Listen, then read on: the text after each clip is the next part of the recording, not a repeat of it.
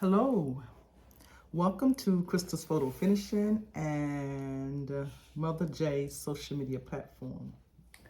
Today is Monday and we are live, and I am going to share with you what it's like for her to experience sundowners. We just finished doing a live video on Facebook, and we did three shoots. One, I was braiding her hair. The second one was she started itching because she had got some type of allergic reaction to something. We're gonna take her to the doctor tomorrow. And then I took her a video of her getting ready to get in the jacuzzi, which soothed her down a little bit. She was able to get in the bath water. It was warm and her little pink pillow, and she's able to calm down some. And then we did another live video with my baby, which is her baby grandson, Beret. So she did good live. She did well. I had a couple questions to come through, so that was really, really good.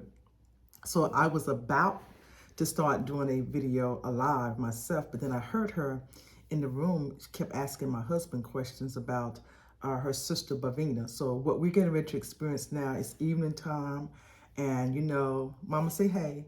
Hello. She has Alzheimer's, but what we're getting ready to experience right now is sundown. So she started asking my husband questions about Bavina, thinking that my husband is married to Bavina, which he's married to me. My aunt Bavina, she is married to a guy named Saul. What's his name? Saul Moment.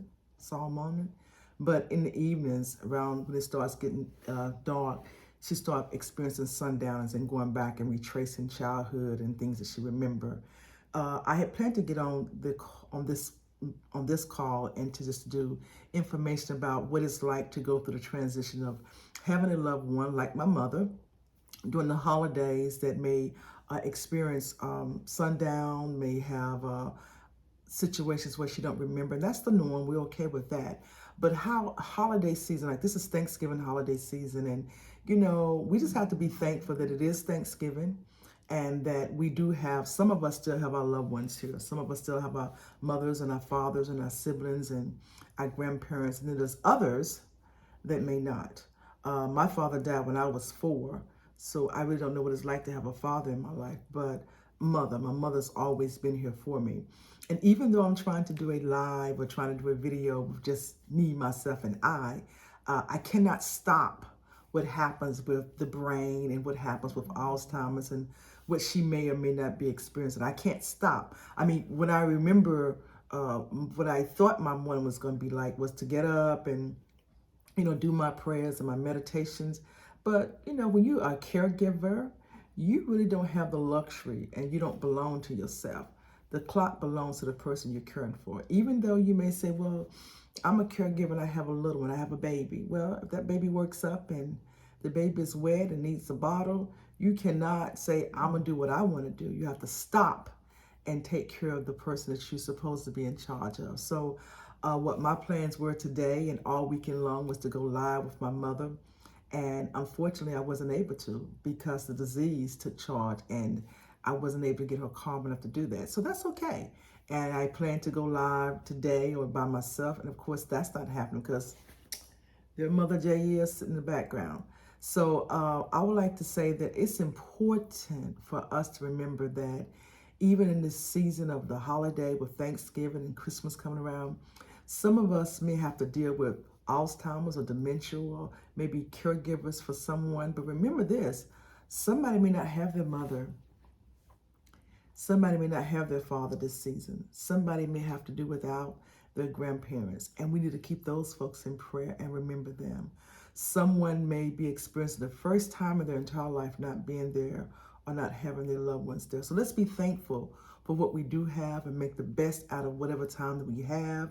Let's be grateful. Let's have an attitude of being grateful and gratitude, because it's a blessing to be alive. I mentioned several times on my last post that one of my friends, she was on her way to North Carolina to visit her sister for her 60th birthday. And on her way there to North Carolina, she got a phone call that her daughter has passed, and her daughter was only 37 years old. And I remember she did the eulogy and she said that no matter what is going on, I still have joy. And let's remember that no matter what is going on in our life, whether it's our mother, whether it's our son, our daughter, or somebody be experiencing someone in prison, somebody be experiencing a loved one in the hospital, let's remember this: no matter what is going on, we should be thankful that we're above ground and that we still have joy. I unfortunately wasn't able to go with Heaven this week for her last chemo treatment, which was Friday. I couldn't go. I was physically exhausted and I needed to spend time with my mother, right? And y'all know that when Heaven does her treatment, her immune system is really, really low. And Mama ended up getting COVID some kind of way. And with Heaven's white blood counts being so low, I could not have Mama around Heaven. So I wasn't able to spend time with her. So yeah, I feel some kind of way. My daughter's doing her last chemo treatment and I'm not there. I feel some kind of way, but she just called me and said, Mom, I'm in Missouri. I said, Missouri?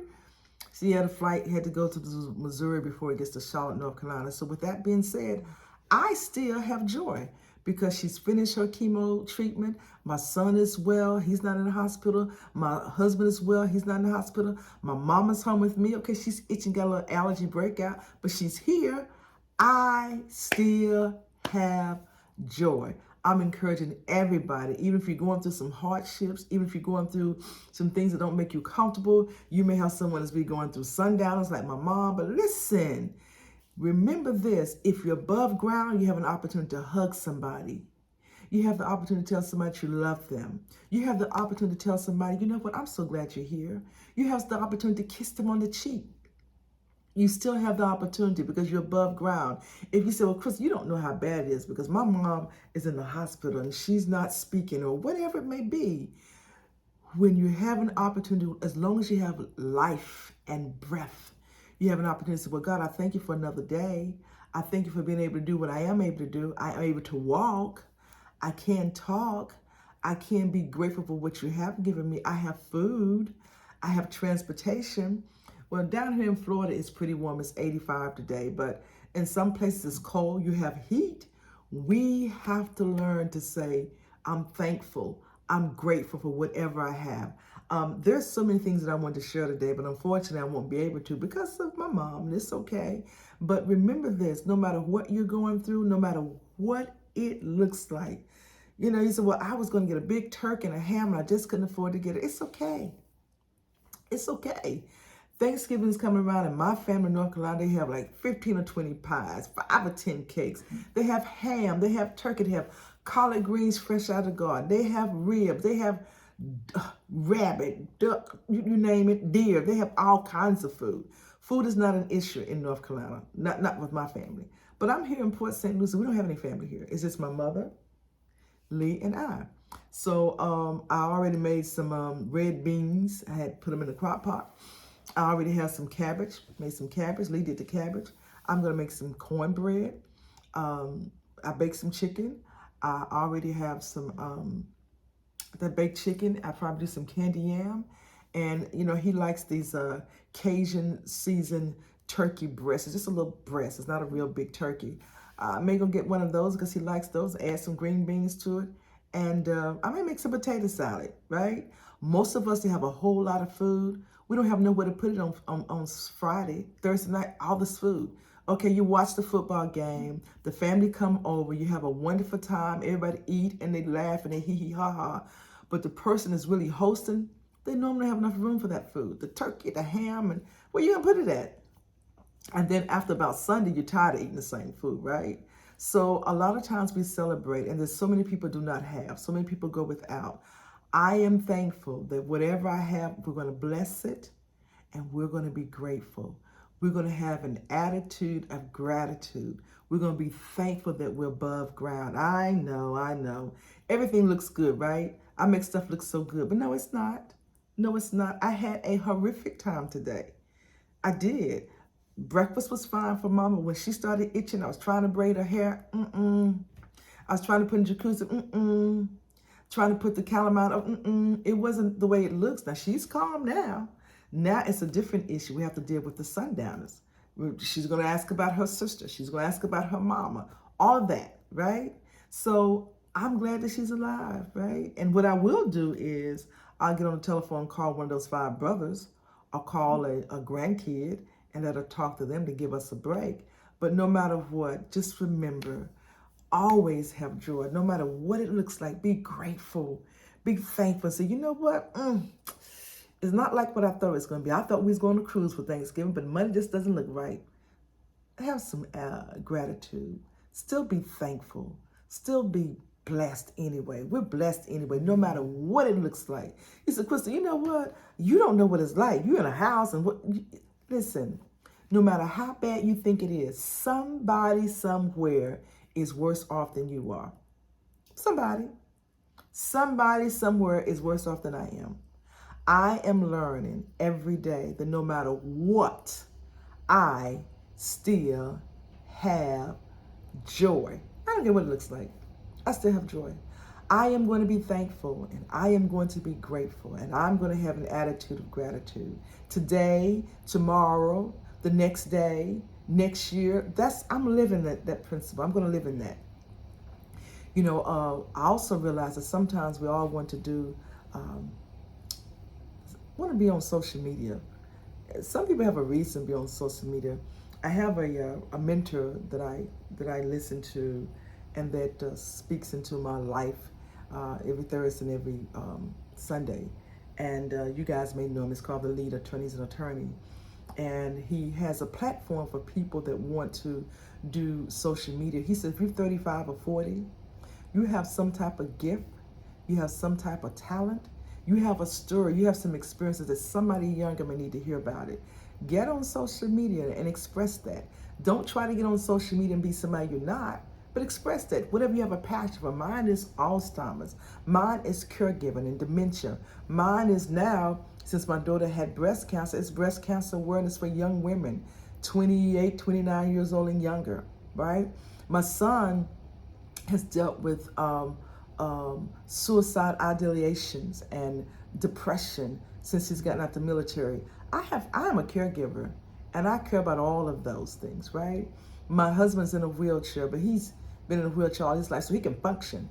But no matter what goes on in your life, no matter how it looks, remember, find something that you're passionate about. Do I want to make money doing it? Of course I do.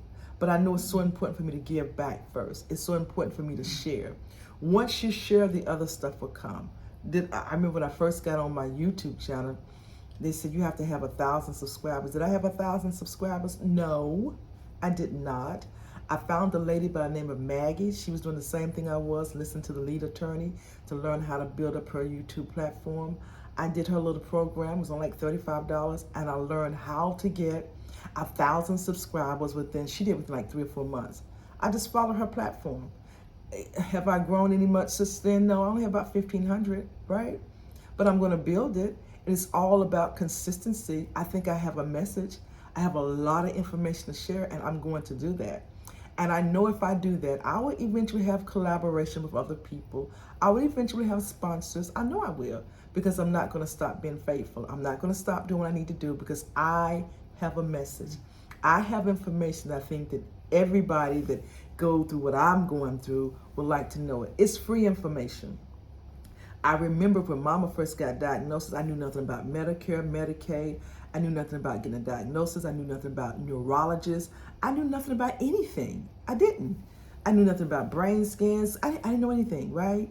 And so I didn't know anything about aging counseling. I knew nothing about daycare. I knew nothing about the importance of having Alzheimer's support groups and participating. I did all of that. Became a certified caregiver. Listen, it doesn't matter what kind of degree you have. Like, I have a degree in social work. I have one in therapeutic counseling for mental health. I have one in business. I have one in accounting. It doesn't matter what you have. When you start caring for a loved one, that has nothing to do with your career and what you majored in school. This is totally different, right? Because we talk about somebody that we love, your mama, your son, your daughter, your grandparents, and then that has nothing to do with your skills, your skill set. So I had to go back and go to some training. And so I'm willing to share everything that I've learned, how to make sure your paperwork is right, how to make sure you have a power of attorney, how to make sure you have a health power of attorney. So you may have siblings. Who's going to be in charge? You know, do you have property? Who owns the house? Do you have a will? Do you have a proxy? I mean, I've learned a lot, and I'm willing to share a lot with you guys. So with that being said, listen, have a beautiful, beautiful week. Have a wonderful Thanksgiving day, the day after Thanksgiving. If you're one of those type people that normally stay up all day and all night on Thanksgiving Eve and cooking the turkey and all that good stuff and the dressing, have at it. Have a beautiful Thanksgiving evening. The day after, eat some more turkey if you want to. Sunday, enjoy your holiday, enjoy the festivities. And for those of you that are like me in a city like Port St. Lucie, Florida, and it's 80 degrees and it's warm and you don't have any loved ones here, enjoy your hubby, enjoy your significant other, enjoy your partner, enjoy your mama. Do what you gotta do and just be thankful and be grateful. So with that being said, have a beautiful morning. Whatever part of the world you're in, have an awesome afternoon. I talked to my daughter, she's in Missouri, she's like an hour or two ahead of me. If you're somewhere in the world this evening, have a wonderful evening. Enjoy life. Mom, would you like to say bye to everybody? Hello. Say bye. Happy Bye. Thanksgiving. Tell them happy Thanksgiving. Happy Thanksgiving. All right, be blessed. Bye-bye.